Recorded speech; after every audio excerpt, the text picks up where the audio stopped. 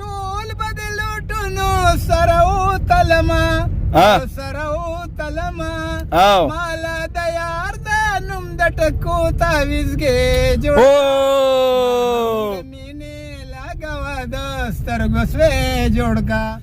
قدرمنو سلامونه او احترامات. پردی وطن دی ماسخوتن دی د پرهرونو نه سندرې جوړومه. د لاهور نوم دا شیبې راورسېدم پېښور ته. تاسو یقین وکئ په لاهور کې هم ناڅاپیانې شعر ادب د پښتو ریاضت چېرته چې ځو نو دا یوه خبره کوو چې په څه د مروره چېرته تلې د پښتو دا ولې په دې ښار کې داسې غلې د پښتو او د بل سره خو ډېرې بهانې ډېر جوازونه دا ما او تا په څه باندې کږلې د پښتو. یاره جي چې پېښور ته رالمه په یو بابا ګل مې سود وشو سود. بابا ګل سره کېناستمه او بابا ګل د ناستې سره یاره د شعرونو د ټپو د سندرو یوه لړۍ شروع کړه. بابا جانه کم کلام دې شروع کړی جي؟ ارشاد ډېر خوند یې وکړ ډېر خوشحاله شومه. طبیب نور مرض مې پرېږده خو زړګی جوړ کا.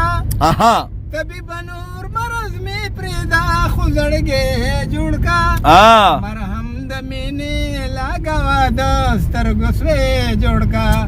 مرهم د مینې لګوه د سترګو سوی جوړ کا. ډېر ښه. زرګر پاس په دې په غر د زرو کېنومه زرو کېنومه زرګر پاس په دې په غر د زرو کېنومه او زرو کېنومه مالا د یار د لاس ګوتې لاغه مې جوړ کا. هم د مینې لګوه د سترګو سوی جوړ کا. هم د مینې لګوه د سترګو سوی جوړ کا.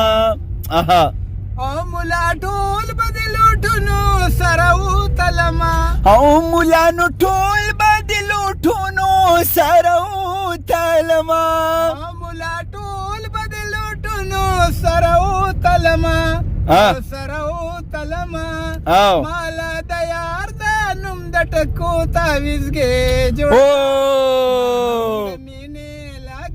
د سترګو سوی جوړ کا. مرهم د مینې لګوه د سترګو سوی جوړ کا.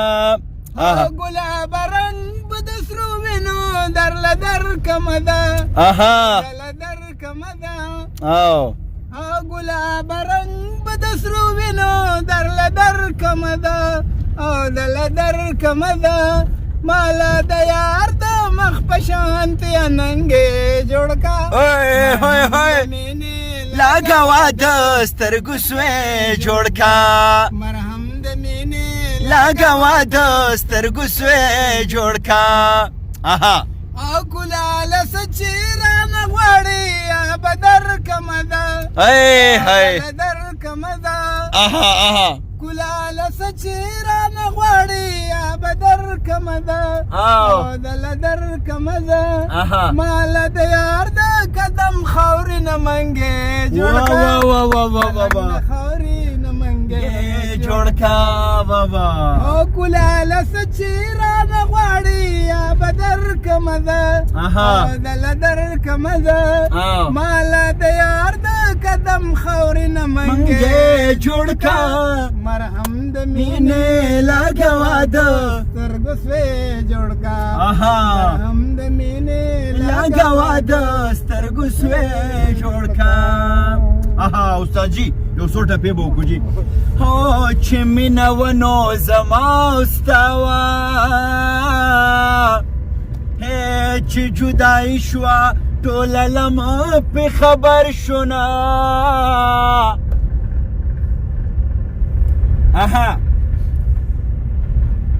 ویا کاکا ګله ویا. او په یارانه در سره نه ځمه